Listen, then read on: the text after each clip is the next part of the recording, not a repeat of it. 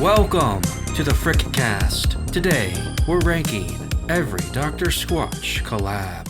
Squatch has grown their brand over the last couple of years, in part by doing collabs with popular franchises. It started with Star Wars, and most recently with Jurassic Park. But which of these bars to come out of these collabs were the best? Well, today, we're ranking all 15 bricks. Let's start at 15 with the Dark Side Scrub. This is a part of the first Star Wars collection, and it is the Darth Vader boy. It featured a heavy grit, a smoky scent, and ingredients like chokeberry. So what's not to like? Well, the heavy grit was lighter than Zero Grit bars from its own collection, and the smoky scent was nowhere to be found. I know some people like this bar, but out of the many versions of this brick I've had access to, none lived up to expectations, and in my opinion were objectively bad. In fact, this is the only bar on this list I'd say I do not like. The rest are at least decent. At 14 is the Resistance Rinse. This is a part of the second Star Wars collection, and it is the Rey-themed brick.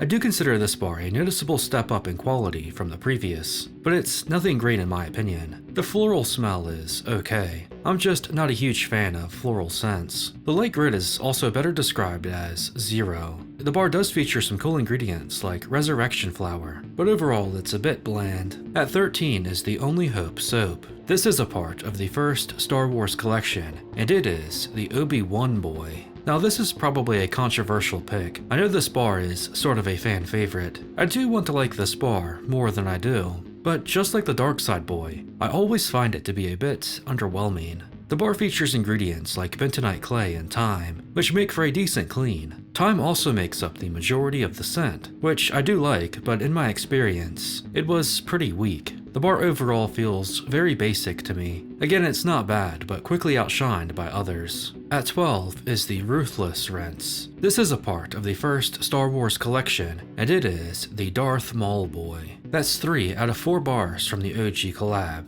So that tells you a lot about what I think about this collection overall. Unlike the Darth Vader brick, I do think the Ruthless boy does do its character justice. Featuring a nice amount of grit and ingredients like dragon fruit, the bar is solid. The spicy, fruity, exotic type of scent is an interesting one that fits the Darth Maul theme pretty well. It's a fun bar, just not the most pleasant or refreshing one out there. At 11 is the Spidey Suds. This is the Spiderman collab. This was an overall solid bar that I find myself going back and forth on. The bar features ingredients like vegan silk extract and red spiderling, as well as a nice poppy seed based grit. The scent though is its most noteworthy characteristic. It's mostly a berry scent, but it has some undertones that could make it kind of off-putting at times. There's some musky notes to it, but it kind of smells like a cheap body wash at times, which while I don't think it ruins the bar, I'd rather it just always be the refreshing berry scent. Overall, this brick was solid, and I probably could have put it higher. At 10 is the King of the Bricks. This is a part of the Jurassic Park collab, and it is the T-Rex boy. With a badass name and theme, as well as a heavy grit and ingredients like fossil powder, amber, and dragon's blood, there's a lot to like here. But there's also a reason it's somewhat low on our list. The scent is a bit too similar to another bar that came before it, the Batman brick, which we'll talk about soon. The bar has a manly, earthy, musky scent that I do like quite a bit. The brick overall is very solid, but when looked at in the context of Squatch, it does leave a bit to be desired. At 9 is the Raptor Rush. This is the other bar from the Jurassic Park collab, and this is the Raptor boy. I do like this bar a bit more than its counterpart, and I could have put it higher to be honest. This bar has a nice light grit to it, cool ingredients like dinosaur plant, dino egg melon, and fossil powder, as well as a pretty refreshing scent overall. It's a sour melon type of smell at first, but once used in the shower, the more earthy, musky notes come out, making for a well-rounded scent and a good bar overall. At 8 is the Stone IPA. This is a part of a collab with Stone Brewing, so it's the only bar today that isn't a part of some media franchise. This is one of the oldest collabs, and is a fan favorite. It's kind of the hardest for me to rank, as the bars I have lost their scents for the most part,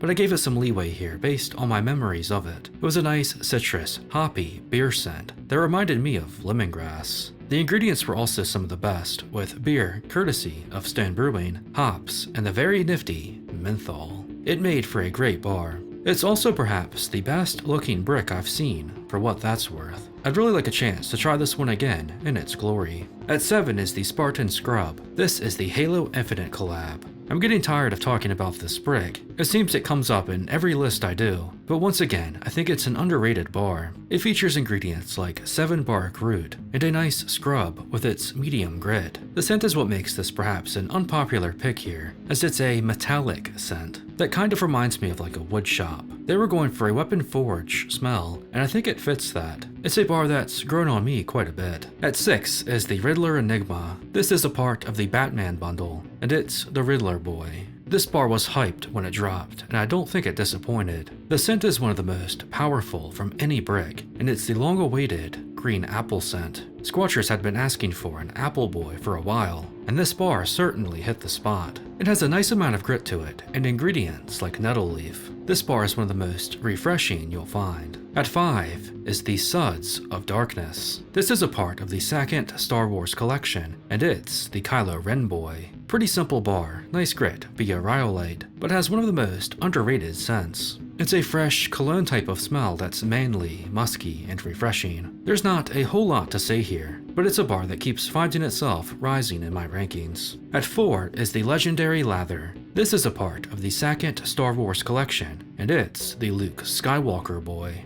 This nifty looking bar was an instant favorite of mine. It's a smooth bar, no grit, and is rocking with ingredients like 5-finger grass. Its best quality though is the grassy, breezy scent. It's such a fresh smelling brick that has a peaceful meadow vibe to it. It really just makes you want to go outside and grill. At 3 is the Sinister Scrub. This is a part of the second Star Wars collection, and it's the Emperor boy. Another bar that's risen a lot for me. This brick has a lot going for it. It's a nice, heavier grit featuring black currant seeds, and feels great to use. It's another refreshing scent, this time it's fruity and jammy. Black currant jam is probably the best way to describe it. It's also the most potent from the second collection. Even though it's the Emperor, it gives off a lot of fall vibes. Also, I love the purple, just a really great bar. At 2 is the Wisdom Wash. This is a part of the first Star Wars collection, and it's the Yoda boy. The shining jewel